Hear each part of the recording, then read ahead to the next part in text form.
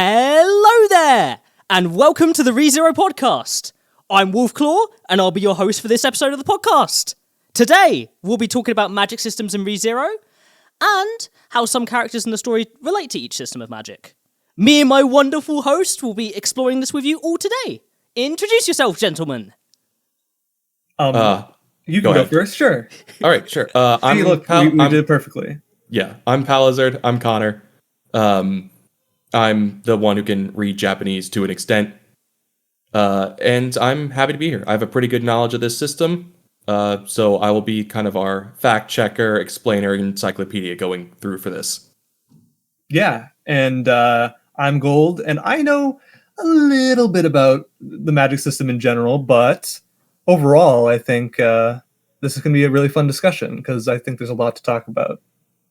Yes, we have got a lot to talk about today, of which I'm actually very excited because there's going to be a lot of stuff that I don't know and I'm going to be learning alongside the audience today.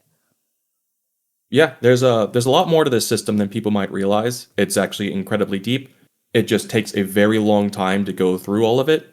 And if you've only seen the anime, it shortens down how much they explain in the 2 scenes that they go over it. One of which is in the Memory Snow OVA, so it's not even in the main series. I completely forgot that was in the Memory Snow OVA, you're right. Yeah, it's the only time where they actually explain what an ode is. So if you don't see that before season 2, you'll have no then you're going to be completely lost on, like, what is this? It's your odd? Your code is being changed into a crystal? It makes more sense when Betty says it to you. Yeah. Okay. I guess we'll jump straight in to the first and probably most well-known magic system to discuss today. Right. Well, that's actually a point that we should cover first, that ReZero has multiple magic systems in it. 3, kind of 4, honestly. Yeah, it has quite a lot, and they're all, I think they're all kind of parts of themselves, but at the same time, they have interesting thematical depth as well as some weird simplicity that has to do with the way that the nature of how people use magic in this world works. But other than that, there's always exceptions, which is interesting. I mean, the more that you go, like most things in ReZero, things are sort of a mystery up to a point, and then things start to be fleshed out as you go along in the series. So depending on how much you've read, there's more to it. It's another example of ReZero taking very common isekai tropes, and even like the magic system up front looks like the most basic, simple thing imaginable. And then either taking a twist on it, turning it on its head, or completely subverting what you would expect from it. And I think I would say it at least does those 3 things for 3 of the magic systems themselves, but all of them have more depth than what is presented to you at first. And that's actually one thing that I really enjoy in particular about the magic system for ReZero is even like the way these separate systems interact with each other is really thought-provoking and interesting, especially with how they kind of are used by each individual character in the story. It's for sure. Honestly phenomenally done. Okay, so Wolf, what's our first magic system we're going to cover then? So our first magic system is what is known as magic, used by the gate. Yes, this is our basic spellcasting, how most people are going to be using magic in the series. Including Subaru, up to late season 2. Late season 2, yeah.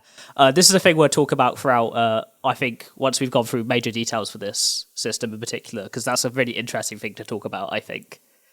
Do you want to go over what part do you want to go over first? Do you want to go over the types of magic? Do you want to go over how magic is cast? Like who wants to take this? Well, Roswell, why don't we do as Roswell does in the novels and start with an explanation of our magic affinities that we can have? Ooh. Yeah, okay, that's really interesting and cool. I mean, everybody has, their own specialization, you know what I mean? As we saw, at least one. You can have multiple. Actually, no, that's not true, but we'll go over that later. There are some with 0. Right, there are some with 0, but those are exceptions. And pretty much everybody has mana, but depending on what mana affinity you have, that really changes what you can do or your capabilities with it, the extent of your capabilities. We're going from the top, fire, which, unlike most fire things, I guess we can talk about them individually, right? Well, let's at least name Let's name them all. the Okay, we got 4 fire, plus 2. water, earth, wind. That makes sense. But then we have, besides the elements, light and dark, which is yin and yang magic. Mm-hmm. Or Which, positive and negative. Yep. Which are Buff, debuff. Light and dark. Yeah. Exactly. Which, to mention, are also kind of held in a different regard to the other 4 elements. They're considerably more rare, right? Yes, but that's probably best served for when we get to that. Get to that, yeah. So let's start with fire gold. Yeah, so with fire, right, you control not just fire itself, not like just fire magic, but you also control the very nature of heat. And you can make things, hot or cold. And that's pretty much what its authority is granted under, the control of temperature in general. Exactly. And isn't that kind of interesting? I think that's such a unique take on it. Yeah. Because in reality, there is no existence of cold. It is merely less heat than something that's warm. And it's all just perspective. So at what point does fire in another setting get to take control over it rather than cold? So fire just encapsulating the whole thing is not only a unique take, it's also kind of a more realistic one too. And a rather cool detail, which you may actually also notice in the anime, whenever you're seeing fire magic be used in forms of ice, the ice will actually look cold rather than just crystalline. It's to show you that it's actually reducing the heat to the point of that level of freezing, right? Correct. Though I believe we only ever see one example of or one user of ice magic that isn't using fire. Yes. So who are some of our fire magic users there, Wolf?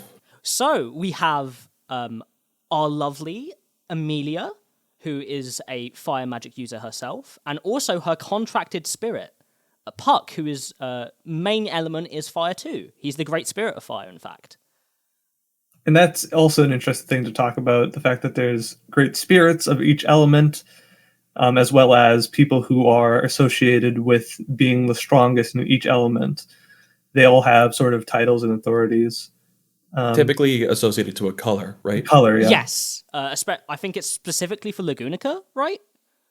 Yes. Lagunica has their archmages of each Yes, because there element. are technically people who are stronger in the world than Lagunica. This is, yeah. Of which Roswell holds multiple of those titles, if I remember I think correctly. he holds 4 out of 6 of them. Yeah. Yes, he does.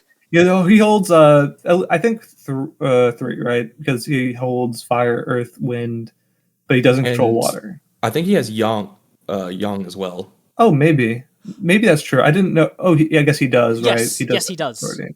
Yeah. Water's the only one he doesn't know, right? He knows it. He's just not the best. Yeah, he's like. Okay. I don't think he know. I think it's yin magic that he isn't actually able to use capable himself. of using. Yeah. Or if he is, it's very weak. That makes sense. Yeah.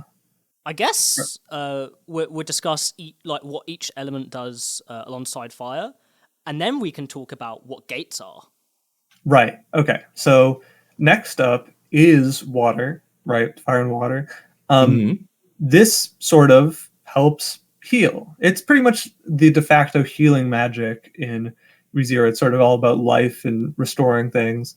It also helps doing defensive things. It's also like fire. You can also use ice magic in this way. But yeah, it's mainly used for people who try to heal people. Yes. I think a rather interesting observation you can make as well. It's similar to how fire works with there's a scale, because you can use water to heal, but you can also use water to cause harm, right? Right, but it's not that you're using water itself, it's that the mana that you're using to cast magic has an affinity towards what water represents here, which is life essence. Yeah, it is the very spirit of life itself. Is represented by water. So who's our top 2 water mages that we see throughout the series there? So our top 2 water mages we see throughout the series is Yeah. Felix, the blue. He holds one of the color titles that Roswell does not have. He is, I believe, the best water magic user in the entire world of ReZero. His ability to heal and manipulate life in the body is above anyone else's in the entire world. Yes. We see a more minor usage of water magic with our lovely Rem as well. I knew you were going to get caught in that. Yeah. You're not correct. Really? Rem is like kind of mediocre. Garfield, even though this isn't his main affinity, is the second best healer in the series. Wow. Really? That's pretty interesting, yeah. Oh, that's really cool. I never knew that.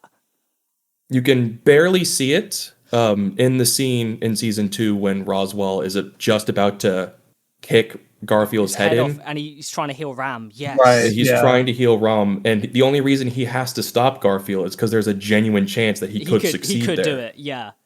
That's so cool. I never knew that. I believe it's in a Q&A that's talked about where Tape goes over like who the top healers are, because we see Amelia heal a little bit in the very beginning of the series, but then Betty says that she is like far surpasses that. Yeah. Rem is able to almost reattach like a broken limb, or at least close it off, which is still rather significant. Yeah. And then we obviously see Felix is able to heal to the point of, and this is something that if you're eagle-eyed in the anime you'll notice, but it's more spelled out in the light novels. Late in season 1, not the last loop, but the second to last one, the cart that Felix and Subaru are in explodes after they catch a spy. And Subaru wakes up perfectly fine because a spirit protected him. But for some reason, Felix is now in a completely different outfit, and his only explanation is, I can't heal clothes with healing magic. Which has rather dark implications, does it Yes, not? he was almost completely destroyed. Because if you want to see how devastating this explosion is, it's in the finale. It destroys like the corpse of the white whale and is a huge blast. And Felix is able to heal himself completely from that. He is able to heal himself from that, which is not only impressive, kind of terrifying to think about. Yes. But as you were saying, with using water magic offensively, it is tied to the essence of life rather than the ability to use water. So yes, you can use it like Rem just makes a big block of ice to throw at people. But Felix's ability to use water magic is a little bit darker than that. You don't see it super visibly, but he's able to effectively just touch someone and superheat all of all of their blood. It's basically boiling them alive from the inside. Yep. We kind of see an example of how he can manipulate that with the spy that we mentioned before the explosion, because he paralyzes him. Yes, as well as Subaru himself when he's possessed by Betelgeuse. Yes. Or Betelgeuse. Yes, that's right. Yeah. Mm-hmm. And he just screams in agony from it. Yeah, it is terrifying to think about how much pain that you must feel. I mean, he is the strongest water magic user that we know of. And the thing about that as well is the fact that, I'm not sure even if this is a spoiler really, but I guess it sort of is. How do you think about talking about EX novels? If we've passed up where they're going to be primarily relevant, I think it's probably fine. Yeah, I would agree with that. They're unlikely to get animated at all. Like they haven't even touched them for OVAs when they were making the other ones, and it would have been perfectly suitable to do so. I think whenever we're mentioning details from the EX novels, we just explicitly say, like, if you do not want to be spoiled on this particular thing, go read them yourselves. Yeah, exactly. Good. Okay, yeah. Basically, all I was going to say is the fact that, Felix's family is pretty much the holder of a divine right to resurrect people from the dead. And he's capable of that, even though he's sworn off using it. And it's, as we could see in, Arc 5, it's a pretty powerful magic. Yeah. So he can feasibly resurrect someone from the dead? Yeah, he can. And it's sort of like weird zombie-ish, the way that, Teresia is and Kurgan. I see what you mean. Okay, that makes more sense. It's also that's kind of like and correct me if necromancy. That's I'm- creepy. it's close to necromancy, yeah. It's more like Frankensteinism, I think. Oh, okay. But correct me if I'm wrong on this goal, but that's also just dependent on the ability of the person using it. Like any of the healing stuff is of like how much. Yeah, you're it is. really able to bring But you have back. to you have to realize that in ReZero, incantations, stuff like that are very important. So that spell is, kind of was sealed away for a long time, and the people who know it are very little. Or obviously just his family, and then his family dies in the X novel, and it's only him now, and also some ancient people. But that is sort of what it is, and it's interesting because it probably has something to do with the odd and why they're kind of zombified, but we'll talk that later. Yes. The parts of the parts of the parts of your ode. Exactly. I guess the next your element we ode. can, Excuse me. Yeah, let's talk about the next element. which is wind, is it not? Yeah, we yes. can do this in order. I mean, it's earth and then wind usually, I think, right? Oh, okay. It doesn't really matter that much, but yeah. Why It's not go order to- of introductions at that point. We see wind magic before we see earth magic. Yes. Right. Let's throw out wind next. What can wind do? Yeah. Wind covers divine protections that are, that use magic that affect things outside of your body. And also, it also, affects, wind slashes and stuff like that. It's pretty, basic like that. It's an almost exclusively an offensive magic type as well. I imagine you could probably use it for movement too, but Yes, Yes. Well, we do see that. we see that, yeah. But was less on the use of the regular capital M magic spell casting that's done. Where the other ones usually have, it could also just be something we haven't seen yet. That The is other true, types of magic yes. all have at least some buff, heal, internal or boost effect that they can do with that. But what wind makes up for not having some of those things, at least from what we've seen so far, is its pure offensive capability, right? Oh yes, it is very deadly. We've got 2 wind magic users in the series up to the anime at this point as well, aside from Roswell, of course. The one that comes to mind immediately for me is Ram. Ram is the first one that we see, who's almost pretty much a prodigy.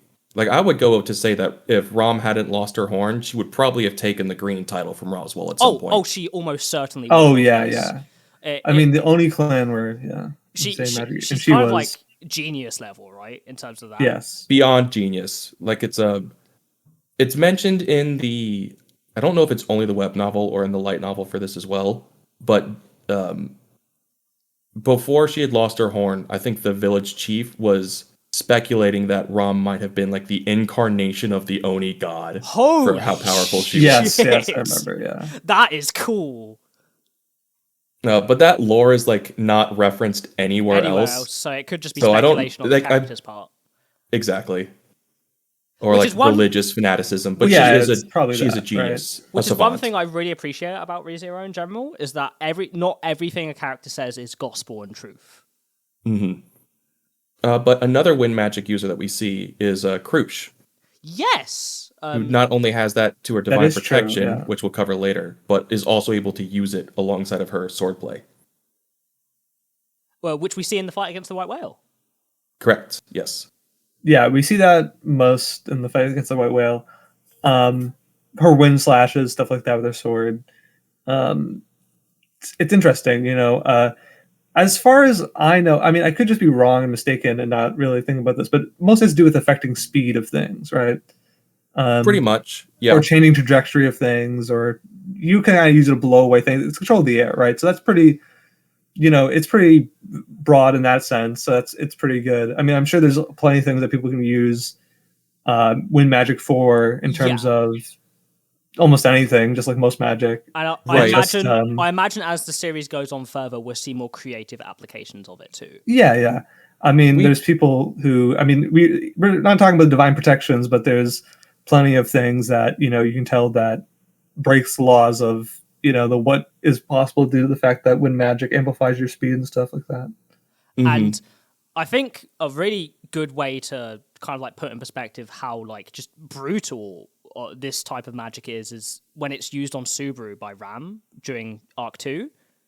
And I just, mean, like, to a degree, we see the full effect of it more in a Rem's flashback of her killing just single-handedly wiping out witch cult after witch cult silently and eviscerating them. Yeah. I kind of wanted to put into like perspective like the brutality of this, like it just like as a cutting implement, just pure velocity. It's really scary. Honestly, Ram is I think a lot stronger than people realize she is. Right. I mean, in the same scene I was talking about, there's a moment where 5 or 6 cultists have completely surrounded Rem and are getting ready to attack her, and then all 6 of them get sliced. are not even just sliced up, they're completely decimated to like bits of pink mist in a single attack from there. She's able to like completely upend and split a waterfall with it. I think further extreme uses of it, which might have been covered in like side stories or the EX novels, either people are able to like change the weather with it if they're powerful enough to do so. Yeah, and that's interesting too. One thing that I thought about just now is the fact that it also covers all divine protection outside the body, right? So things that kind of manipulate your, things outside of you, right? Name any divine protection series. For example, Krush even has a divine protection that can tell people lying, and that's supposed to be wind magic. It is also called the divine protection of the telling wind. Of the telling wind. Which is explicitly wind magic. Yeah. And the wind is telling you what's going on. Exactly. So it's interesting that, it's like the world is speaking to you, through the air or whatever, or currents, or you can affect things through, just little things. So I imagine it's like people could probably even use it to lift things up in the air, things like that, or something like telekinesis almost, but like, that type of thing. Or even maybe it has to do with that, affecting other people's, way that they act or think or read their minds or something like that. Like that dives into the yin and yang magic side. Whereas wind is more focused on things, the physical, not necessarily outside your body, outside the body, the container for your ode. So it's the physical world, less you. Less the manipulating the properties of reality, more influencing it. And one thing the audience may kind of notice as like a through line about like how all these elements are seeming to work and like how magic is like coming across as we discuss it. But magic is not like a phenomenal thing that is outside of understanding. Like we would consider it in our world. It's an extension of reality in this world. Yeah, it's just like how capital M magic is. Capital M, yes. Right. And the thing about capital M magic is the fact that it's just like how science is today in our world, right? Where it's just like, well, we have such extraordinary things people can do with science, right? But only a certain amount of people dedicate their lives to it because it's just natural. It's like a given. It's like, okay, I guess this exists in our world. So, I mean, like, that's somebody else's job to learn how to use crazy wind slashes or whatever. Even though a lot of people could, with enough training, be talented enough in any type of magic, really, like, people don't just normally go ahead and dedicate their life to it. Geniuses exist in every world. Mm-hmm. Let's go over Earth magic now, and then we can talk about like how you actually use this kind of magic and some cool combinations between the elements that exist too. So I guess we go on to Earth magic then, as you say. Yeah. So Gold, what is Earth magic represented then? Yeah, Earth magic represents things inside your body, divine protections and such, as well as manipulating the ground. Stuff like that's pretty self-evident, I would say. But let's talk about ground magic itself, and then let's talk about the divine protections of Earth magic and stuff. Right. So obviously we can see people like no, I've been throwing this to you. Wolf, who are our Earth magic users that we see through the series? Immediately who I immensely think of is Garfiel, and another one is Betelgeuse, I remember. It is. Otto is also an Earth magic user. Yes. Yeah, those are some good examples where we can see Garfield is able to just kind of create spikes from the ground, or Betelgeuse is able to make almost a dome of earth around himself. It should also be said that Garfield is like a prodigy, though, of this type. Yes, because ability, he has an earth-based divine protection too. Not even just one governed by earth magic, but one dedicated to the aspect to using earth magic properly. Yeah, because if no one for whatever reason you think Garfield is not cool, if you're watching this right now, you're about to think he is very cool, because Garfield is awesome. Yeah, Garfield's the epitome of someone with middle schooler syndrome, but being able to live up to all the hype. Yeah, he's got the hype. Mm-hmm. Yeah, there's a lot of interesting things about, the way in which that divine protection works. I think earth magic it seems almost more on the defensive side of magic. We talk about wind magic being offensive. In contrast, I think earth magic is primarily defensive. I think in general, yeah. Yeah. Of course, you can use crushing attacks with it, but it's mainly endurance, right? You use earth magic to protect yourself from other magic, and it does so usually pretty well, as we've seen in the series. All examples we see of earth magic are typically used in some sort of defensive way. For instance, when Betelgeuse uses his to try and block the attack from Julius in their fight with Subaru and Julius. Mm-hmm. Another example I can think of as well is Garfield using earth magic to defend against Elsa's strikes in that fight too. Yes. Now, so just while we're on Garfield's as well, and we'll still get into the divine protections. Oh yeah, because that's as a concept in a couple minutes. He has the divine protection. I think in the sub they translate it as of earth spirits. Yes, I believe that's how they translate it. That's probably not the most effective one, because it's not the same word as earth magic. That's Suchi, rather than what is it called? Kago, I believe. It's a very important. His divine protection is Chirai no Kago. So one of those two can mean earth, but rather than the earth element, it more accurately means the concept, the ground. Like the ground that you stand on, rather than the concept of earth that the mana is attached to. Okay.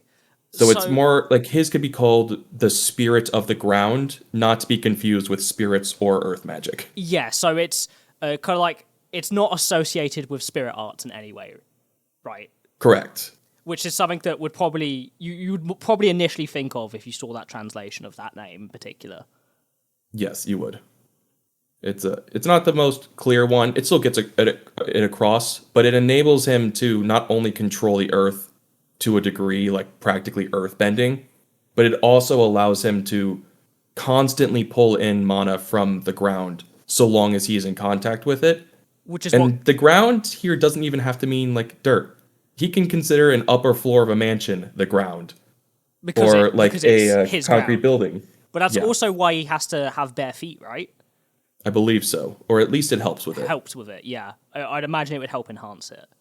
It's and that's why he is like the perfect person to fight Elsa at the end of season 2, because he can keep up with her level of endurance with his divine protection.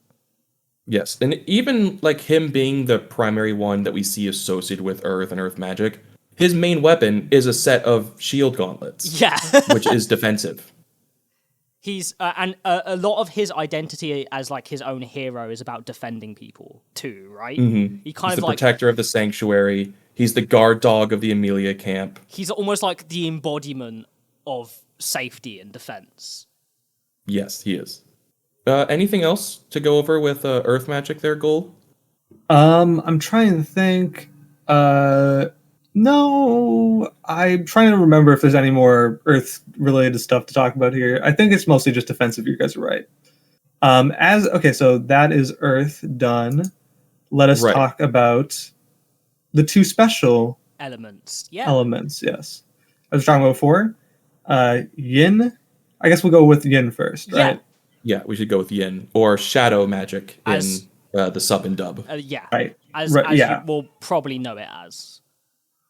But Yin is a lot more than just shadow, is it not? Right. Shadow is it's not an incorrect translation of yin in this context, but it represents what the magic is wrong. Yeah, it's more about the idea of absence of light, right? Than it is like actual. The absence of, or rather the opposite of what yang magic comes to. Yin yeah, magic itself is more, I mean, it's almost exclusively covered in debuffs, but it's more about like manipulating energy in a negative way, not in a bad way, but like subtractive.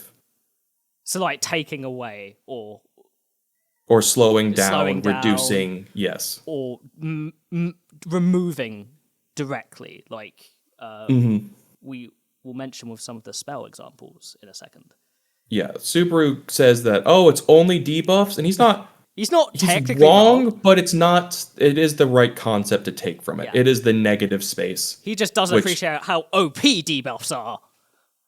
Right, or that it's what you can really do with slowing things or subtracting them down to that point.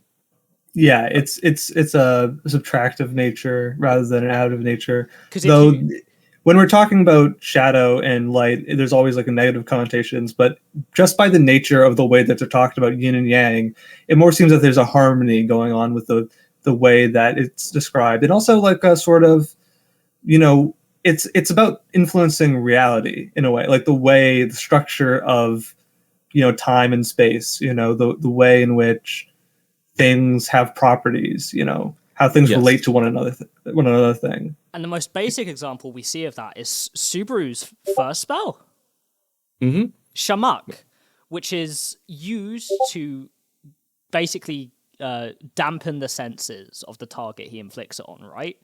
In that the basic level, Shamak is yes, but that's again a kind of poor understanding of it by Subaru. The Shamak spell line is more an isolationist spell line, where the more powerful you make it, the more alone you're making the person. Yeah. So you start by cutting off their senses, then you kind of remove the world from them, then you like really isolate their mind, and then you, as Beatrice shows us, put them into a pocket dimension forever.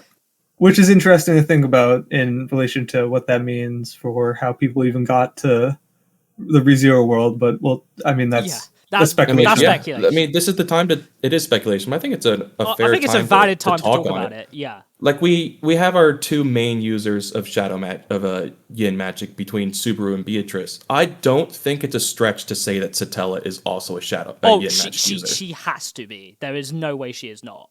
I am almost 100% certain that she is. Especially because we can speculate, and we'll get to like authorities and stuff as we go ahead. But there's almost certainly some level of yin magic she is using. It said actually that her hands are in fact advanced forms of yin magic. So wow, it's pretty much confirmed. I can totally believe it. Because like it's slowing down time, which is the exact same thing that Beatrice describes the use of the Minia spell as being, is shards of frozen time. Yeah, so that's another thing, right? Minia is another spell tree, and this is something that we actually see sparingly in terms of magic outside of like the regular four elements that we just described. There are different, branches. Like instead of there's just like, for example, what's Fura, right? Yeah, fire. Yes, Fula. Fula. It probably should be Fula. Yeah, either Fula. Yeah, and the idea is that like there are, additives to each spell to make it stronger. And apparently in ReZero these have sort of, actual words. For example, L means like big, right? So it's like El Fula, that's the second tier, and then there's third tier, and then there's fourth tier magic. But you can't really get higher than that. Yeah, and in each stage, like increases like fundamentally what the concept of that spell can accomplish. Yeah, expands the parameters. As we just talked about with Shamak, like because if we go from literally just dampening someone's senses to removing them to a pocket dimension with the highest level of Shamak, Ala Shamak, which we see Beatrice use at the end of season 2. It's like night and day, the difference of power, but also the power required to cast these spells, right? Yes, like even Subaru, when he first starts, is able to cast Shamak, and he's been generating mana for maybe his whole life, maybe not. It's kind of unclear.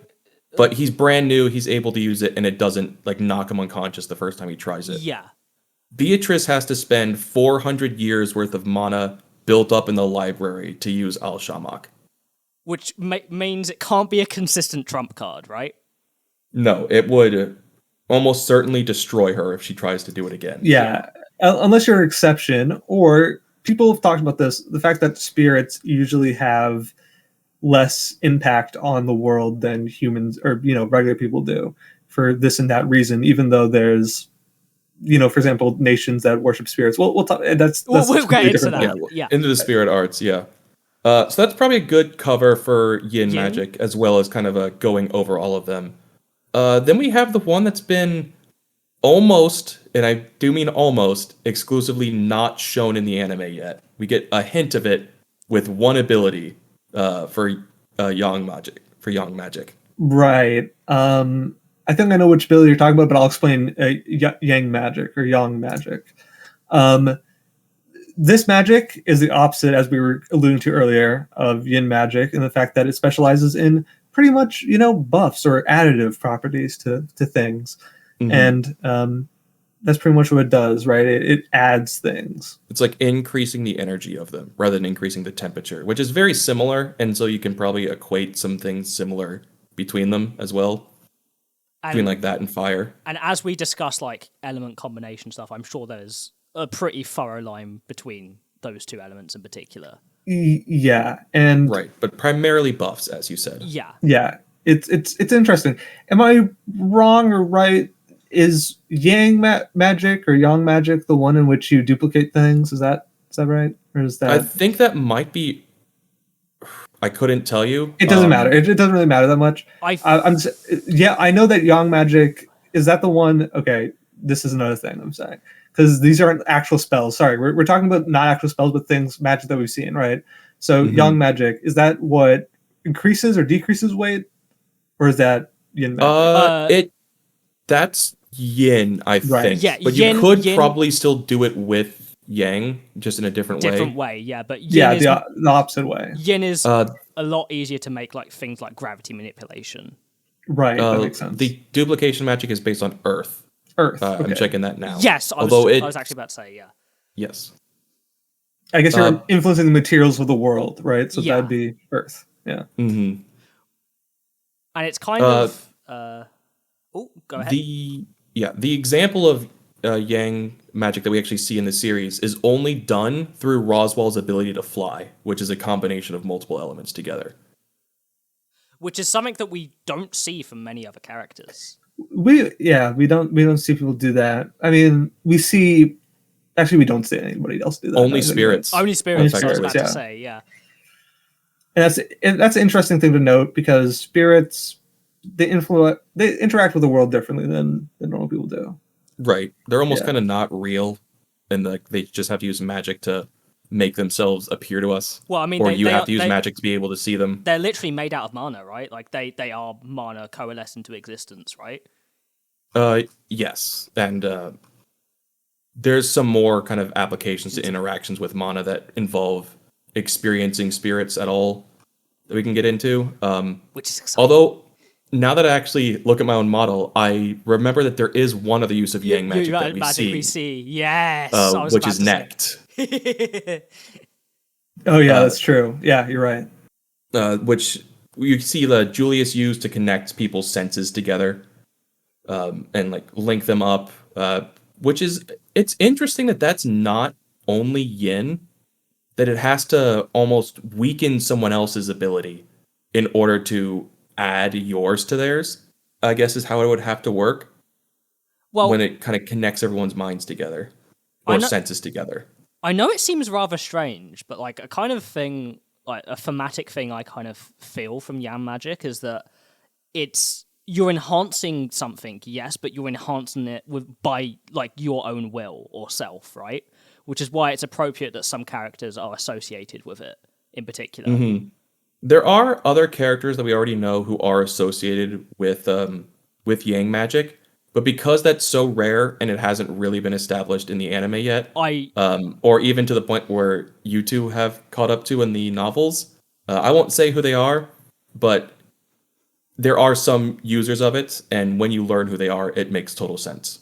Ooh, exciting! Is that yet another reason for me to binge Arc 7? Yeah, Yeah, 100%, something like that. 100%. It was like one of the biggest grins on my face when I learned it. Oh, that's so cool. Okay. But speaking of people attuned to it, I think this is a good point to kind of move into the topic of kind of how magic is used, mana, your ode, the gate. Yeah, like the Right? basic concepts that build the foundation of magic. Mm-hmm. Yeah, let me go for that. So do you want me to go over mana first, or where it comes from, or what? Mana, I mean, that's a pretty simple explanation. I mean, I can even cover that really quickly. Yeah, but it's we can just- talk about how mana is manipulated because, Mhm. yeah, for example, it's like it's everywhere in the atmosphere, right? Yes, it is filled in the atmosphere. That's where mana is located. It's where it comes from. It's just the energy of the world It's itself. like another. It's like its own like law of physics in this world, right? Like its own law of reality. Mana exists. Yeah, kind of. I would say so.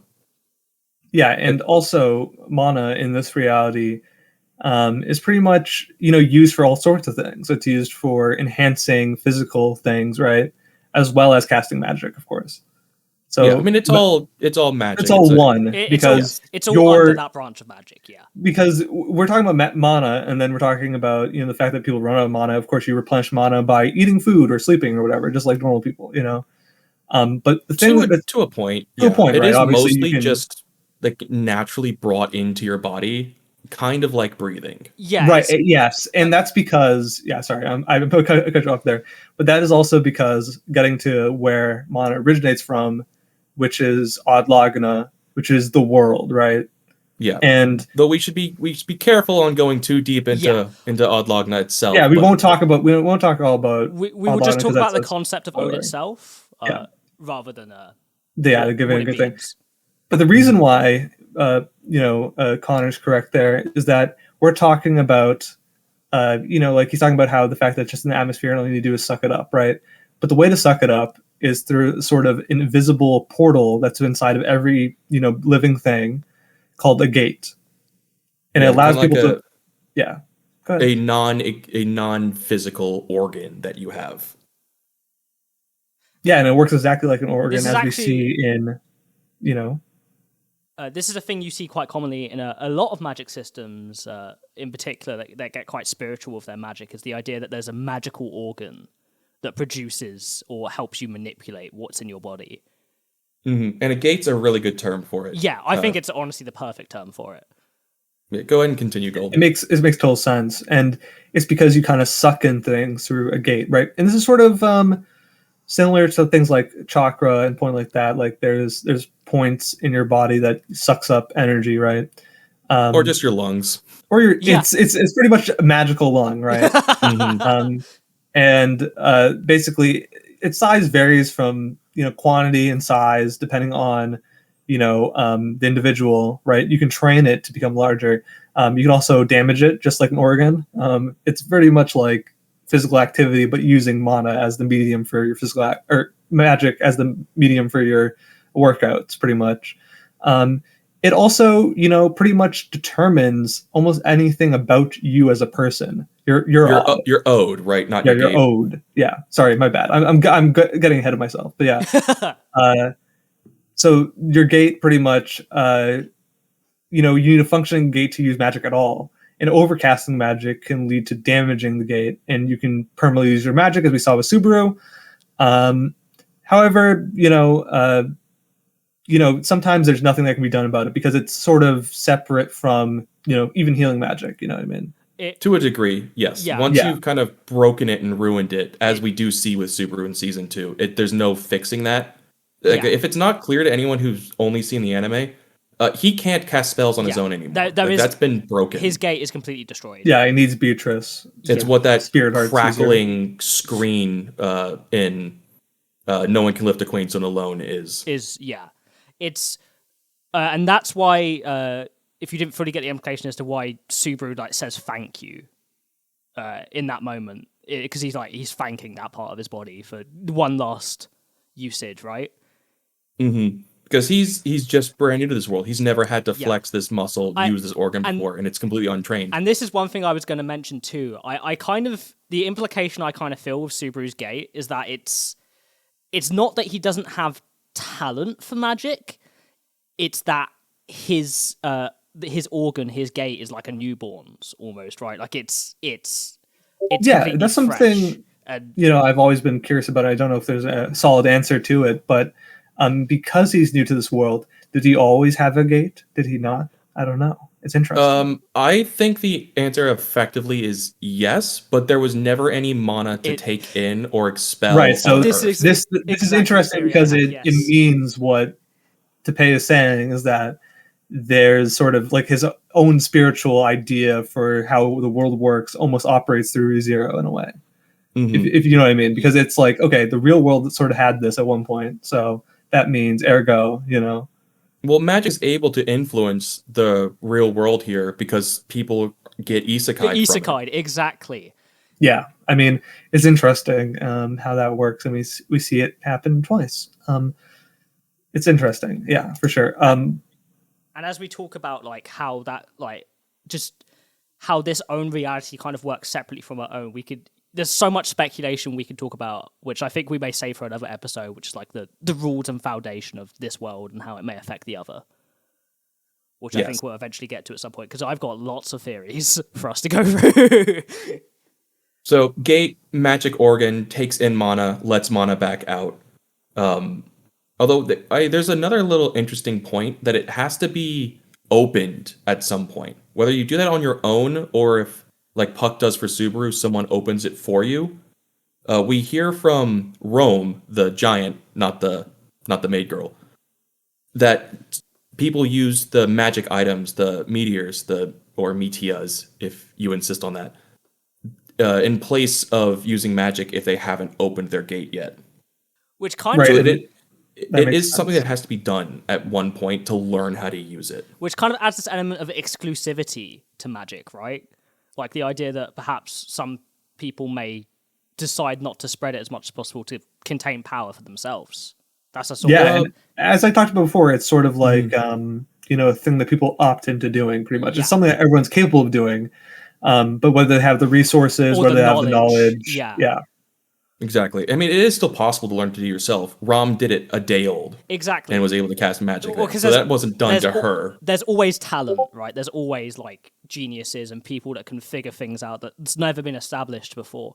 But I think it's rather interesting, especially as we see like how Roswell and Puck like talk to Subaru about magic, and because that's, I imagine, something that typically his social status would not be a major discussion point, right?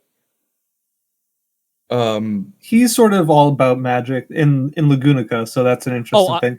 I mean, talking to Subaru as a commoner specifically about magic. Yeah. I mean, Roswell is an interesting one. He's eccentric for a reason. Yeah, I don't think he really cares so much about that. Garfield is a pretty expert user of magic, and he's about as commoner can get. Yes. Like literally a random villager.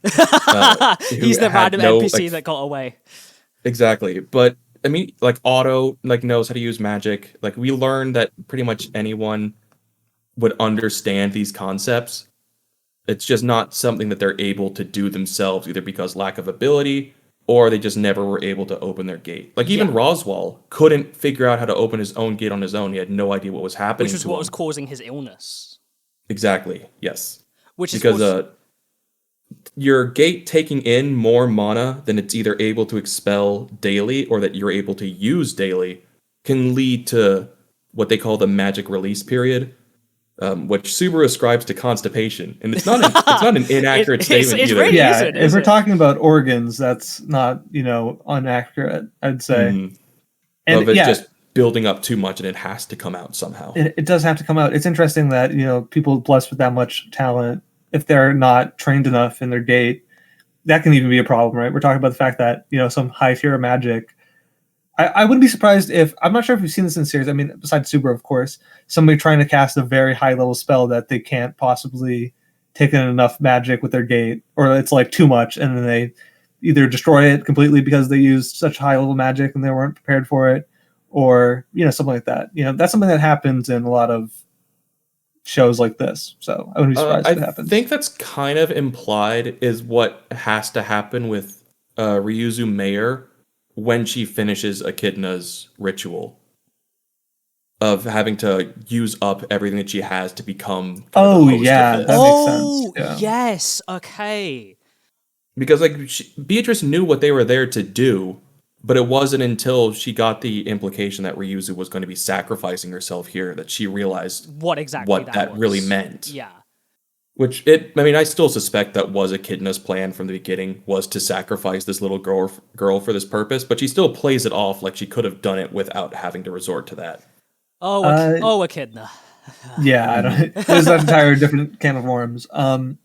But yeah, I mean, like that's very interesting. Yeah, you do have to be sort of taught it, but at the same time, the thing is, I don't know how else to put it. People are very rigid in the understanding of magic in the current day and age in ReZero for the most part. I know that's only in Lagunica from what we've seen in Arc 1 through 5. I'm not really too sure about other nations. But, there's only like so many spells that people kind of pass down because they see no reason to develop any more, right? They're like, okay, this is sort of what it's useful for, and we don't really do much else. And the people who teach new magic, for example, the people that are Name of the Colors, right? They're usually the people who are responsible for creating new magic in the modern day. Yeah. And nobody else. Roswell would keep it to himself, and Felix doesn't care about that. So they're kind of out of luck in that regard. In that regard, yeah.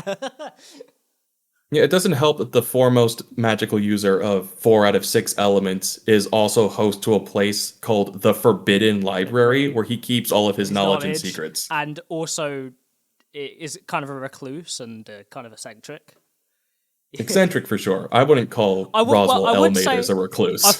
I wouldn't say a full recluse. I mean in the sense that he's like, he will do like the necessary social standing for his nobility title, but he's not like a... Right. You know what I'm trying to say, right? Mm-hmm. We also do see an extreme example of like mana loss in Arc 2 with the Olgarms and cursing Subaru to drain all of his mana or all of Rem's mana away, and what that does to a person when you completely run out. Because at that point it starts to tap into your life force, right? Or your... Well, it drained... That specific thing was, rather than using a spell too strong to use, it was draining every ounce of mana he had left. And when Beatrice takes some of it, he passes out, he's fine the next day. Yeah. But when the Maw Beasts drain either him or Rem, like, they die of physical weakness. Their heart is not able to pump blood. Their lungs can no longer breathe. They can't move. They can't speak. They can hardly think. Like, this is when he's crawling through the mansion, like, throwing up before Rem mercy kills him there.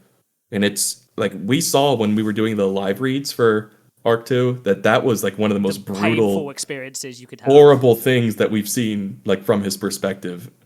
Like, oh god, the extra descriptions of like the how everything's coming out at both ends, and god, just everything shuts down. Yeah, like consciously feeling your body shut down. Mm-hmm.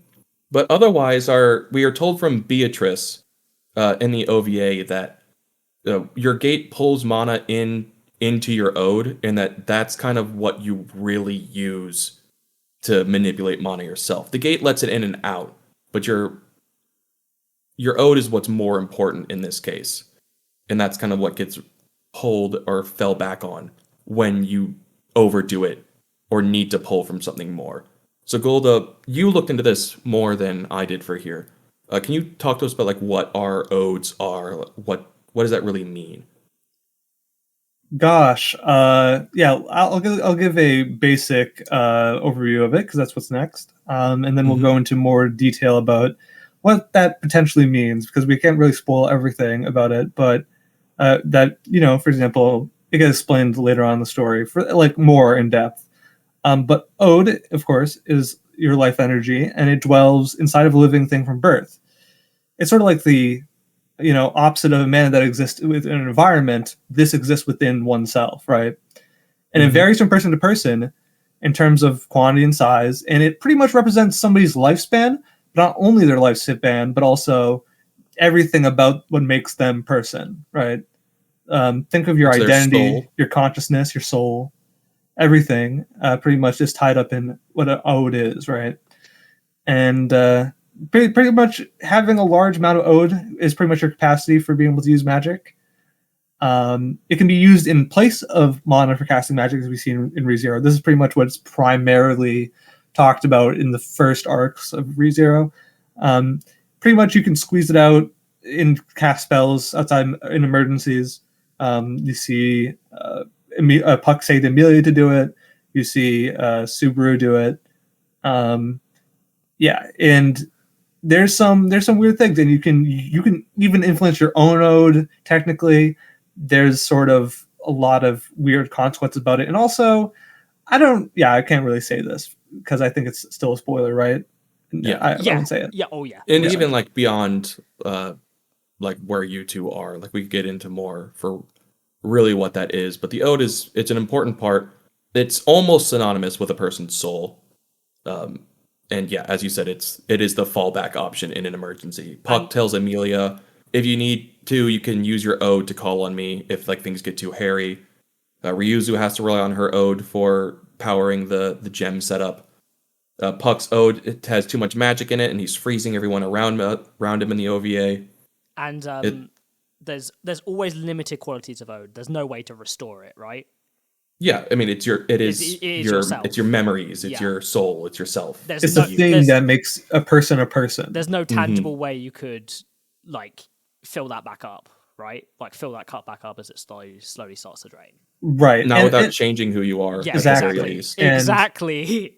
There's interesting stuff about that. I guess we'll just say this because it's not even really that much of a spoiler as much as there's an interesting thing to note. It's just like ode is so much of oneself in ReZero that it's just sort of pretty much defines like when you're looking at like, oh, there's Ram over there, or there's Ram, right? Mhm. What they actually are in ReZero is their ode, right? Like they may look like Rem and Ram, but in reality, they are just whatever that energy is inside of them. A lump of carbon wrapped around the ode. Yeah, and that's an interesting way of looking at sort of a soul in like a human perspective. It's just like, well, our bodies are just vessels for what is our containers. You know, we're just piloting our body, and what actually matters our consciousness, which is wrapped around, whatever. You could even say that each soul is like a beautiful light that all have different colors. Sure. Yeah, you could say that. You could say that. I don't know if it's relevant, but you could say it. Yeah, exactly. Oh, So that's the message of today. Friendship is power. so that's all of our basics and fundamentals for magic in this world, including spellcasting, which we didn't go over all the individual spells. There's too many to go over in the time that we have here. But if you're curious, I'm sure there's stuff you can look up yourself. Hey, yes. What's the most powerful form of magic? Chase, I'm asking you this question. The most powerful form of magic? Yeah, come on. What's the most powerful form of magic? Is it friendship, like you just said? Yeah, come on, it has to be. No, it's time magic. You fool. Time is limited. I was going to say Alclosseria, but yes. It's chronomancy. Chronomancy is the answer. Chronomancy is busted, yeah. Did you learn that from Professor Eggfort there, Yes, Gold? I did. Yeah. Okay. I just thought it was funny because we're talking about magic. Yeah. I was going to say Alclosseria, a unique combination of all 6 elements done by Julius. Yeah, it's nobody else really can do that besides him. I mean, he uses sort of, I wouldn't say cheat. I mean, obviously he has an amazing spirit art user, but he doesn't have all affinities himself. He just uses spirits that have all the affinities. Yeah, he is a little cheater. He's a little shit. That's what he does. He finds a way around it. Exactly. And I mean, it really is. I mean, imagine being hit with all of the fundamentals of reality at once. As we see poor Betelgeuse, I mean, he literally says, I'm going to dissolve your soul, basically. Yep. With this that's magic. what we do. Yeah. Which, you could just, conceptually, attack someone's ode with that. Whoa! Well, I think that was the intention. Yeah. Betelgeuse was body hopping. Yep. And exactly. if that was really just switching his ode into another physical vessel, the only way to truly prevent that for Julius would be destroying it. I mean, it's a pretty brutal punishment, but if anyone deserves it, it's Arc 3 Betelgeuse. Specifically Arc 3. Arc 4 Betelgeuse is I mean that he's a victim. Arc 3 is a Arc 4 Betelgeuse literally deserves the world. Well, that's true. He's certainly in it now. Oh yeah. Well, he's certainly gone down his path that he has now. So we got a few more magic systems to cover that go over this. Before we get into spirit arts, which is the next big one, I want to just quickly cover curses because they're kind of irrelevant. It's just, as Beatrice says, it's like the weird, lazy, harmful, exclusive form of magic from Guesteco, right? Gusteco, right? Yeah, it's kind of the only thing they're known for, and none of them are really that good.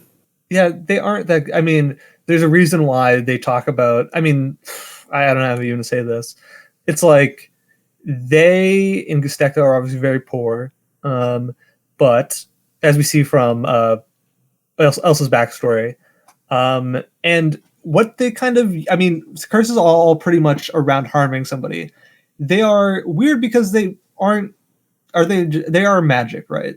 It is a form of magic. Yeah. But they have a lot more hard limitations than a lot of other magic does, like true physical contact, right? Kinda, yeah. I mean, it's a lowercase m magic. It's technically called the curse arts, the same way that the other one is called spirit arts. Oh, okay. That makes a lot more sense. But it's more of like you are using magic to apply an effect to something, rather than to manipulate mana to your will, as capital M magic is, or contracting with a spirit to do it for you. Yeah, it's sort of interesting because curses kind of have sort of conditions like a contract almost. At least the ones that we've seen in the anime so far have. There's a couple that we've seen in the light novels, even that are sort of like web novels. They're sort of like, I mean, if you read Arc 5, like the idea is that like they're sort of just magical effects that linger, and are sort of just like as you could traditionally see a curse, right? It's funny because they're sort of like, if you watch the hit anime Jujutsu Kaisen, that's pretty much what they are. Yeah. It's like you've injected someone with a time bomb, and it's just waiting for the right conditions to. Well, the poison's going to act on its own. Oh yeah. This is like you've put like a little microscopic explosive into someone's arm, and it's just waiting for the right phone call, and then it explodes. That's a rather like the two curses. Description. Yeah, the two curses we see are obviously the mana draining curse used by the Olgarm to just slowly drain someone and just to feed themselves. We also see Roswell curse mark himself at the end of season 2. Yes, we do. Which is just designed that it's going to burn away. They say his soul here, not his ode. So it's not as horrific as what this curse seems to do, as what it initially sounds like. But if he breaks his word on the bet he made with Subaru, then that's it. His soul is burned away, and he'll cease to be himself. He might not physically die, but his soul will be gone. I almost thought kind of like an implication was that he'd never be able to do magic again, right? Like, well, we know. I think that he's going to become the person that Roswell Mathers possesses to become Roswell L. Mathers if his soul was destroyed there. But that's a personal theory of my own. Okay. Yeah, that would make sense. That would make sense. Like his great to the 13th grandson, I think is who this would be. God, that whole situation is really fucked up. Yeah. And that's also about, I would assume, ode manipulation, yeah. Literally. Oh, it's 100% ode manipulation. Oh, yeah, but it's specifically the soul of the ode, which is what he notices in the Forbidden Library after Echidna's passed away. Yeah, because it's almost like, just because, even though it's just the container, it's still attached to the container, right? So it's his abilities, technique is soul transference. Not ode transference, right? Mm-hmm. Interesting, okay. I guess we can jump straight into the spirit arts, right? Yes, and I know that's what you wanted to focus on today, or yourself, Wolf, right? Yeah, that was the kind of thing I was really excited. Please go ahead. I'm not a spirit art user, but you are, Subaru. Oh, yes, I am. Yes, please elucidate us, Subaru, on spirit arts users. Please, Wolf. Let's talk about spirit arts. Rather than the magic system focused on using your internal mana with gates, spirit arts is about manipulating the mana in the atmosphere to create effects using the help of spirits, which are beings made out of mana. Crazy, right? So the level of spirits you can contract with to help cast these spells can go from minor to somewhat like medium level spirits and great spirits, like insanely powerful forces of nature. Well, those spirits also have specific terms that define what level they're at. But this is like a separate form of magic that doesn't fully rely on that other system we've just talked about. So even though Subaru broke his gate in season 2, he's still able to cast magic with the help of Beatrice, who can kind of act as like his pseudo gate.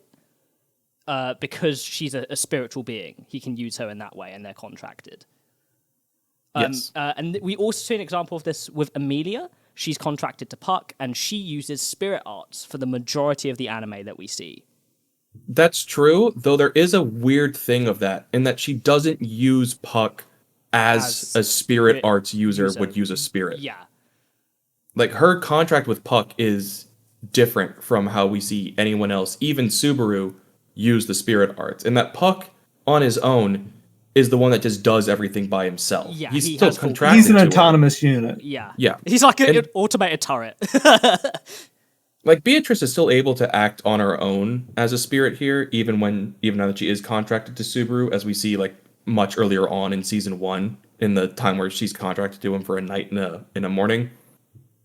But it is still a point of every other spirit arts user, even Amelia for the rest of her abilities, is using those spirits to use affinities that she's not able to herself. But like, that's how she's able to heal to a degree. Yeah, by not actually using what she has, but by using that spiritual element of it, right? Because she's only affinity to fire magic, which is not able to heal. It's but this is also why Beatrice can heal despite being a yin magic focused spirit, right? Yeah, though the spirit's affinities aren't as concrete as ours, I don't think. And Beatrice and Puck specifically are exceptions to that exception. Because of the nature of what they are, yeah. Exactly. Well, can we discuss that? We can at least discuss that Beatrice herself, we know was created by Echidna. Yeah, so... And, I guess, minor spoiler warning for this, it should have already been revealed, and it's hinted at / kind of clarified in the Memory Snow, or the Frozen Bond OVA. Puck's the same thing. It's why Beatrice calls him Bubby or Onisan. Yeah. She's literally an older brother. Echidna's the one that created Puck here. Like, that is a known thing. Yeah. It's supposed to be clearer than it's made in the actually it's come across to be, yeah.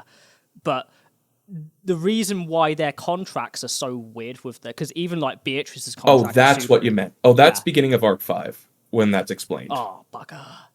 Yeah, but we'll have to keep going. Essentially, they are not natural spirits, so they kind of differ in a lot of ways in how they would work to a normal spirit, because they're artificially made.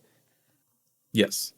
They call themselves great spirits, which is true because they have a form, like a physical shape to take. That should be with like a lowercase g, although Puck is both a lowercase g great spirit and a capital and the uppercase g great spirit. That's annoying. Because Spirit Lord. Because he took the title, as you see from in the Frozen Meliquera. Bonds.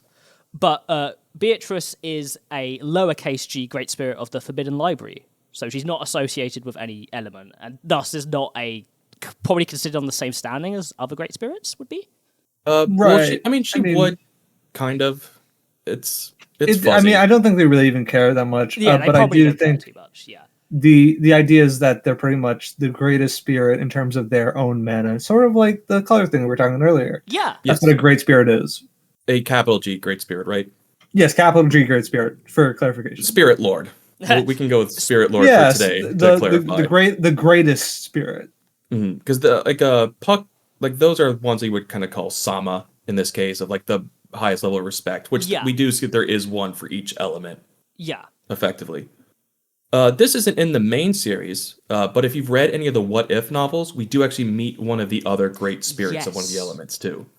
Won't spoil specifically why that is. And what a design that is. But there is more out there. Mm-hmm. I think a rather interesting thing to note about spirit arts in particular is like how people have affinity for it. It's kind of like a separate thing from your affinity magical with thing. spirits. Affinity yes. with spirits, not the art of spirit arts, the affinity with certain spirits, which is something that, as we get onto divine protections, talk about this a bit more. But Julius has a divine protection that assists him with that, and even the divine protection of gathering spirits, and even he notes that Subaru's like compatibility with spirits is insanely high, like unnaturally high. Puck makes the same point that though he's kind of playing around it of like, oh, you must be like really good with spirits, huh, Subaru? It's weird that you aren't like intimidated by them at all. Not only is he the Lollymancer, he's also the Spirit Mancer. Well, yeah, he explicitly is. A spirit arts user could be called a spirit mancer. Yeah. Although I think the translation that if you put that into an auto translator you usually get is necromancer. What? Well, yeah, because You're spirits... controlling spirits, yeah. Yeah, spirits in Japanese here is the same word as ghosts. I guess that's right. That's weird to think about. Yeah, Yeah, it's not quite right because the spirits in ReZero are more of the basis of like animism, which is like it's a Roman belief and it's a Japanese Japanese origin and to Roman Shintoism. believe that there's life in everything, and that is sort of carried around here. That like even the grass has a soul, that type of thing. Yeah, the spirit of the rock, spirit of the tree, spirit of the ocean, spirit of this person, that person, this household. Rome got wild with it and kind of used that to their advantage. They did. That's how they helped build their empire mainly. But it's the basis of it's a huge basis of Shintoism too. Comes from that, with like their deities are like the greatest of those spirits, and I believe that's what kami typically refers to. Yes. Though that in modern days would get kind of weirdly equated with other things. Well, I mean, sometimes they use capital K kami, right, for the big old capital G Well, god. Yeah. The Judeo-Christian god is Kami-sama. Yeah. But like, so we have the great spirits of that level. We have the lowercase great spirits who Puck explains are the ones able to take physical form. Then we have two others, which are lesser spirits and quasi-spirits. Yes. So lesser spirits are kind of the lowest level of them. We see like Amelia is contracted to dozens, if not hundreds, of lesser spirits, which we often see as just like glowing balls of light. Now, I think mostly hers are all fire and water spirits, which is the main two that she uses. Yes. From there, they're kind of effectively just a ball of mana, as you said before, that aren't much more than just, this is like the power of the tree. It's almost like their ode is tiny, right? Almost like there's not a being too much. That there's like a almost instinct and feeling, but there isn't like a person or a personality yet. Correct. Yeah. And what's interesting about that is just sort of like they talk about the fact that there's something called a provisional contract, which is pretty much making with no conditions a pact with a spirit, but it has to be smaller spirits like quasi or lesser spirits, right? And they're specifically the lesser ones. Yeah, the lesser. And they pretty much, they offer little, benefit besides, you can't really bring out the true power of your spirit's arts through this sort of contract, but they kind of just are free in the air, it's sort of like bringing in, I was talking about just like the spirit of grass or the spirit of, tree, it's just like. Exactly. You can, if you contract with a lot of them like Amelia does, you can start doing some pretty crazy stuff. Yeah, some pretty insane things. And even then, lesser spirits with an effective user of them, like Julius, are still able to perform like amazing feats, even individually. But above them are quasi spirits, which we haven't seen in the anime yet, other than just noting that they exist, barely. Which is like kind of the in-between stage of lesser before greater spirits. It's a stage 2 evolution in Pokemon. It's almost like kinda being like children, right? Like just that level of maturity for a spirit, would you say? I would say that that's kind of the point where they get a consciousness. Yeah. Would be my understanding of it. So like before, it's basically, as you said, you can do with a provisional contract where you're with this lesser spirit, you give it mana and it lets you cast spells. The quasi spirits are more, this is kind of like maybe like a familiar in D&D that you could like speak with or be pacted to. It has its own emotions. It can listen to what you say. It can have its own thoughts or feelings. And is generally more powerful than the lesser spirits would be. But the only example we have of a greater spirit who's not either artificial or a capital G would be Betelgeuse then. Yes. Beyond that stage. Well, we don't even know if that's the case, if Yeah, he isn't contracted. Yeah, that's true. He might be one of the other weird ones that was made. Yeah, that is also because he's weird. Yeah, he's weird, and also, I mean, even in the season 2, he talks about Flugel-sama, and I always think about that. I'm like, there's got to be something does that more to mean that. Sama, as in just like he respects him, like he's, of course he would, right? But like, oh my lord, do you think that means that he's, his? Yeah, I don't know. I mean, they play pretty fast and loose with the Sama suffix in the ReZero world, though. Yeah, True, I know, but I think it's interesting because he was entrusted something by him, and I was like, oh yeah, and yeah, absolutely. That implication also means that obviously, yeah, he's been around for that amount of time, right? Mm-hmm. Yeah, at least 300 years. A rather years interesting thing to note event. about Betelgeuse is like the way his contracts work. That's how he takes over bodies, right? Like he puts a malevolent contract on someone. I don't even think it's contracting. I think it's just the an ability he has and knows how to do. But it could just be magic, right? Yeah. But it's also why Subaru is like an amazing vessel for Betelgeuse because his affinity with spirits is incredibly high. To a point. That's also related to his authority, yes, which we can start moving into after right as we're talking talking about protections. Yep. Yeah, so we're going a little long. Let's just go through to the divine protections. They're a pretty simple concept. They're usually called blessings in other series. Yeah. One of the things that's pretty simple is basically like, okay, well, magic is something that exists within the world and atmosphere, and it's sort of, granted, it just sort of perforates through odd logna. But what if odd logna, the world, has its own consciousness and wants to give special things to special people? It's sort of, instead of you casting the magic, it's like odd logna is like, okay, I'm letting you cast this magic that only you can do, right? Playing it's favorites. Like, here you go. Yeah, it's playing it's a favorites. unique ability. And it actually doesn't even play favorites, apparently. It just does it, Yeah. It has its favorites. Much. Yeah, it does. Well, obviously it has special, one favorite. Our special boy. Well, like even Elsa says, oh, you have a really good divine protection. You must be loved by the world. Yeah, that's why. True, but another character also says that the good thing about Odd Logna that it doesn't play favorites, and I don't know who to believe at that point, but yeah. That's true. Yeah, the divine protections themselves, something you're born with, and it's a unique magical power that you have that still tends to relate to one of the core elements in general, but not, I wouldn't say necessarily always. Not always, no. Like, what would you associate the divine protection of knowing the difference between salt and sugar as? Right, that's why I mean it's random, right? Like, mm-hmm. it's pretty cool, but also at the same time, like, yeah. But also it's like, I think those like useless divine protections, I think a lot of people have them, right? I think that was something that Takei said. Like, a lot of people might have them, but they're probably just like kind of laugh at people. Like they're like, or even like Otto, right? He has one, and they're just kind of like, ew, that's kind of weird, right? It's not even that a lot of people have them.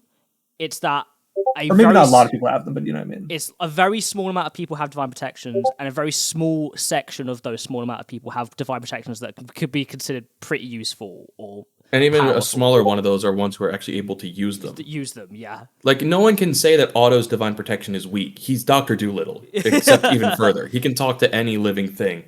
And I think that even applies to more than animals, but I don't remember if that's a spoiler for later or not.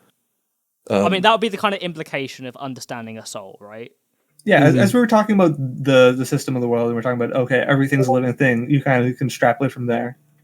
Right, but like even he growing up until he's 9-10 years old, he can't even speak because the divine protection has ruined his ability to comprehend normally. I've I'm pretty sure with that particular divine protection, very few people are alive with it, right? Because they end up...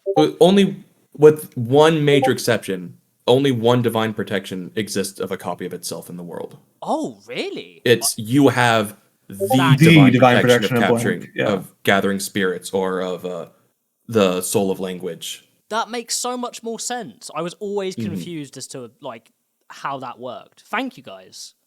Yeah, there's not two at the same time. It kind of works like the Avatar, where once, usually, but not always, typically, because it only happens when someone's born, with one major exception. Is this what makes our special boy so special? It's literally what made him so special, yes. Right.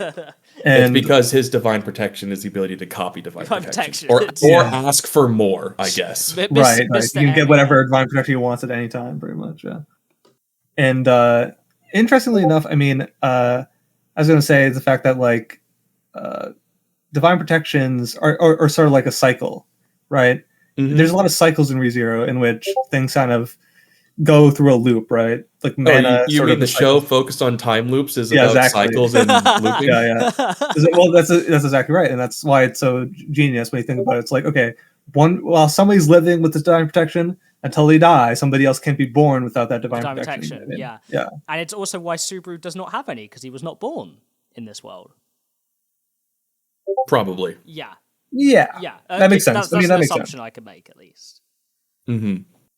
And then counter to the divine protections, and let's try and keep this focused to what we know from the anime. Yeah, we have witch factors and authorities.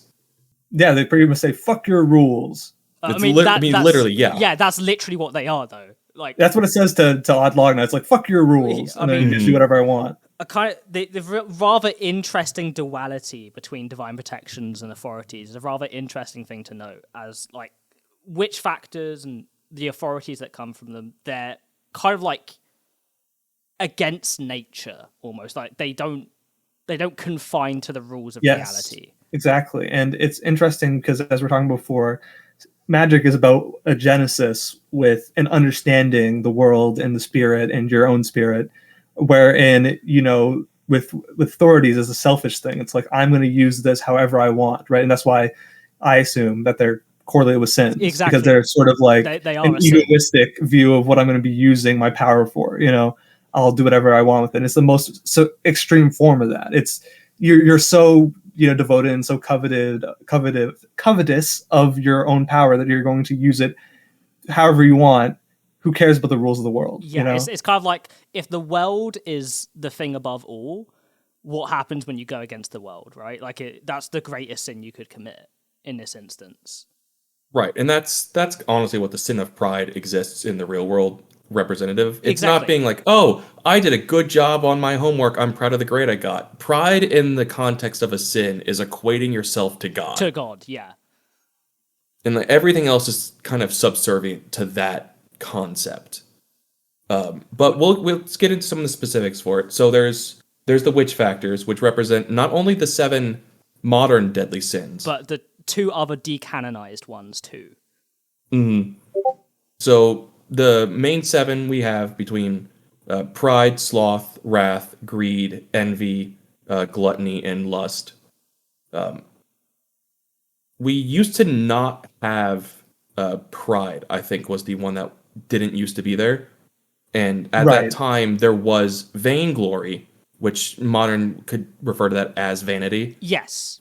And we also had melancholy, which was kind of the concept of like slothfulness of the soul. Yeah. Eventually, melancholy got wrapped up into sloth, and it represented both sins. And vainglory was pride. Yeah. Vainglory and pride. Vainglory was replaced with pride because the concept of pride was exclusatory enough between that and envy or greed, which vainglory was wrapped up in. It had it bled into those other sins as well. Yeah. But it's rather interesting that we have these 9 instead of the typical 7 that we think of today, right? It is, but those 7 are still kind of linked together with the other 2, as we see with Hector, the warlock, not devil, warlock of melancholy. Oh. And Pandora, the Witch of Vainglory, that they're still connected to the witches cult, obviously, in some fashion, but they aren't They kind of orbit with outside the of it, others. right? I think Pandora is supposed to be the leader of it all, or at least the leader of a sect of the witches That's cult. the implication, at least, especially in season 2. Mm-hmm. And Hector at least was. I mean, he predates the witches cult because Satella isn't sealed at this point yet, so there can't be a witches cult. But he's got the authority of melancholy because he has the melancholy witch factor, which seems to be some sort of gravity-focused power. Which I think is really, really smart. Mm-hmm. Pandora with Vainglory is able to just decide reality. Yep, literally change like reality. there's a character, a joke character in a Rick and Morty episode named Retcon, who can just decide that something has always been that case. And that's really close to what Pandora's power is. Yeah, for real. And as I said, it's more into what, your selfishness and how it goes against the order of the world.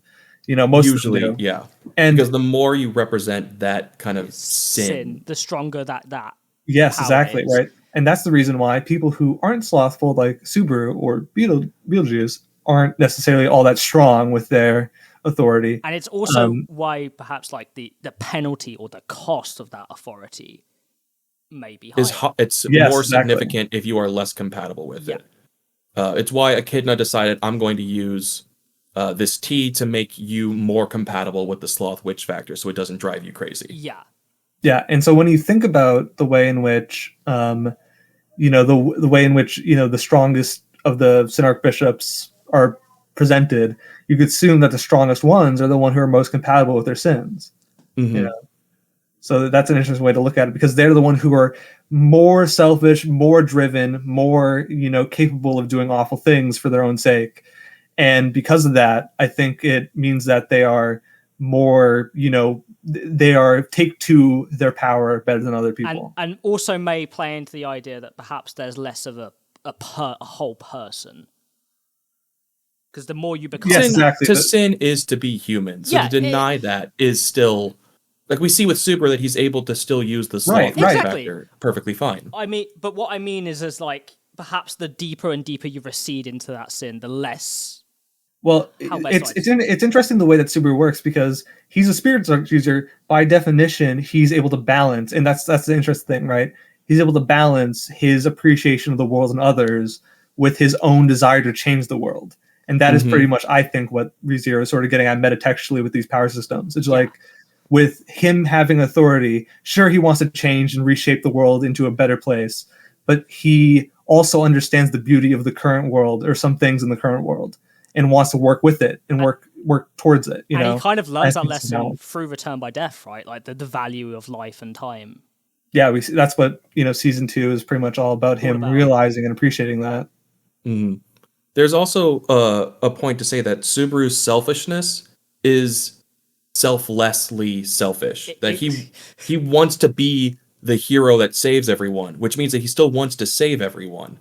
Like, he wants to not lose anybody, but that means he wants to protect everyone around him. Like, you can say both any of these things about him in a selfish, sinful way, or in the positive way, and like that's a virtue. why. Yeah, exactly, and that's what's going to make him.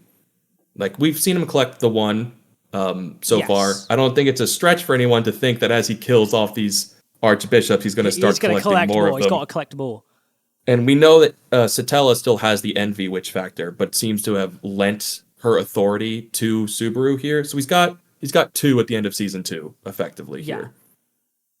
But one other part about the witch factors and authority, and this is kind of cut content from season 2, but it's still implied to a degree, is that if you are completely incompatible with your witch factor, it's going to almost isolate itself as its own part of your identity in a somewhat separate personification of you.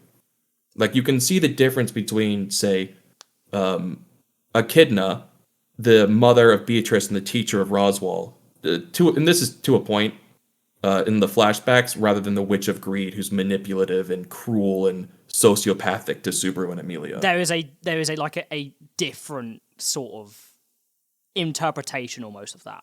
that individual. Or how Betelgeuse starts out versus how he ends up. I mean, Right. Betelgeuse himself is just a huge tragedy, right? Like,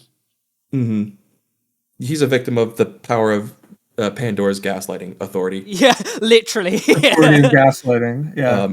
And then the cut content itself, and the biggest example is Satella compared to the Witch of Envy. Yeah. Where one is this entirely self-sacrificing, like, I need you to come and kill me at the end of this, versus the other one who's saying, love me. Should we explain I'm this for gonna any kill anime everyone around you. onlys? I think we could probably leave it at there. The Yeah. cut content exists, and you can find pretty- explanations it's- online. Yeah, It's I would easy say to we find. allude to it enough. Yeah. Yeah. But it's way more complex than we are probably qualified to talk about in the couple minutes we have available Yeah. for it. Yeah, exactly. But yeah, pretty much authorities are things that people, treat codes that people have that they kind of mold to their personality. And even they manipulate the way that the authority works depending on who has it. And that is pretty much all you really know about it for now. What kind of makes Subaru special is that in that selfishness, he's using it for others. Yes. Even and- using it to attack someone, he was doing it to help Garfield them. Yeah, in that moment. he was literally using it to assist Garfield despite physically attacking him. Subaru, And it's interesting, Subaru is yeah. Chad. Love my MC. Yeah, my MC. Thing that's interesting is that every single time you like rewatching or rereading ReZero, and you see every single time somebody mentions a sin by name, they're like, "Oh, that's very greedy of you," or "Oh, you're a very prideful person." It's like it's pointing out sins, as we were talking about before, flaws that characters have, but it doesn't mean that they're they're unreconcilable. I think it's just a part of being human, as Connor was saying before. And I totally agree that, and I think that's one of the interesting things about this concept. And it kind of it is, though, and I do need to give the director's cut specifically the huge benefit here, because when they first were translating the series, they did not do that. The biggest example of them calling Satella the jealous witch in the first episode in its official subs. Yeah, that's very funny. But they still do that with like being lazy or being selfish throughout a lot of season Right? one. Yeah. Lazy But the and director's selfish cut slothful. corrects that Corrects to that. slothful and greedy. which was really nice to see, I will say. Because Japanese doesn't have the specific differences between them. Yeah. Well, it's more like a kind of Latin idea originally, right? So it's Yeah. Because the actual thing isn't even greed. The sin is called avarice. yes. What was I going to say? Anything else to touch on for witch factors or authorities? Other than that, as we can see that their powers do change depending on who has them. Yes, that is true. I think kind of the overlaying message for today's episode is that even the magic system in this world plays into the themes of the story. Yes, 100%. Absolutely. And we could talk more about that. I wasn't well enough research going into the episode. I could have done more about the analysis about what it means narratively. But as for that, I also think we could talk about sometime later about like what the sins represent, because they're represented in a non-traditional way, in a sense, right? Yes. As you're talking 100%. before, they adapt to a individual person. So that means that the representation of it is dictated by that person and what that means. Yeah. Because your sin is unique to yourself, right? Yeah, that's a really good episode that we should not burn ourselves out and cost us to use later. Oh, that is something we're definitely be doing, because I don't know about you, but I could talk about it for even longer than an hour and a half. Probably. Yeah. The last part of the discussion today then should be kind of additional, etc., other ways that magic is used that don't fit into the categories that we've talked about so far. Yeah. Which I think I'm the most You're the familiar most with. qualified to talk about. So we have a few early examples of just here's weird ways that magic is used that don't fall into it. Krush's sword art, as they call it, or just technique, is the biggest example, where she's using the concept of wind magic alongside the divine protection to use her power of one strike, 1,000 men or 100 men dead. Which is like similar in concept to how elements can be combined to do different reactions, except it's completely two different systems being united, right? Right. That's the simplest example. Then that kind of goes further to some of the things that Echidna does, like making the sanctuary, the witch's graveyard, creating the barrier around all of it. of kind of like almost ritualistic tool material based, which can also be kind of used like auto throwing the magic stones or any of the other metias that get used of just this is magic that's been codified into a hard science that they are just able to perform these actions and get this result rather than casting a spell themselves. Yeah. That goes also into the line of people like Wilhelm, Yes. who doesn't use any spells himself, but this is a 60-year-old man who is jumping from the base of a 100-foot tree onto the whale that's flying above that tree. He can literally run across water. Yes, he is like the biggest badass we see in actual using abilities like that. Yeah. I put him above Reinhardt in that Oh, level. oh no, me too. Yeah. And all of that is still being done with mana. And even Subaru, to an extent, does this. I mean, as soon as he gets there, he's able to throw someone twice his size with a kick across an alley, or launch Rom halfway across the field, and like, or hold himself up and Rom on a fucking sword, and like have that strength to catch themselves with that. Like the mana there just makes you strong. Subaru was like a decently strong person in the previous world just due to like his workout routine and stuff. But yeah, I think that was a bit cope. He's literally performing feats that are impossible for a human being on planet Earth. Right. Yeah, I think that's just him being like not understanding the fact that people are superhuman in this world, even himself. Yeah, that's just kind of due to Subaru's like almost ignorance about things, right? Like just not noticing that small detail. He had never been in a fight before. He doesn't know that when you kick someone, you're probably gonna maybe push them back half a centimeter at most. At most. If you haven't caused them to step back themselves. But he knocks Gaston like back several feet. Yeah. And this is a huge man compared to him. But that can go even further, like past that point. And this is something that we see Roswell use to perform superhuman strength to be able to like kick through Garfield's head. Or literally like put his angled palm through Rom. Through Rom into Garfield. Like literally a stabbing implement. Like what the fuck? Mm-hmm. Or having Wilhelm be able to run across the whale to the sound of an orchestra playing his backstory in the background. Like it's all magic used. And this is a concept that's named much later in, but we obviously see it before then. So if you don't want to know its name, censor yourself or mute it for 5 seconds. It's called the flow state, which is a more real thing than people might imagine. It's like a concept in meditation. If you've ever heard of like Shaolin monks not being able to experience pain from doing some of the stuff that they do, or can hold a stance or a pose for hours and hours on end, it's that kind of concept. That's really cool. But ReZero uses it to move mana around your body in a constant state to superhero-ize yourself. And there's little versions of that, like Amelia suggesting, oh, if you want to see spirits, just move mana to your eyes, and then you can see spirits. Which Puck says, like, most people don't know how to do that, Amelia. It's Nen manipulation, you know, just like... Yes. Or like Chakra in Naruto as well. An interesting thing to imply, because we kind of know that, like, elves in general in this universe are, like, stronger, right, than the average person, even in this world. Is that because they have a higher capacity of mana, and that's affecting? Yeah, I think so. I think that's pretty much implied, right, that they have a higher capacity of mana than normal people, but...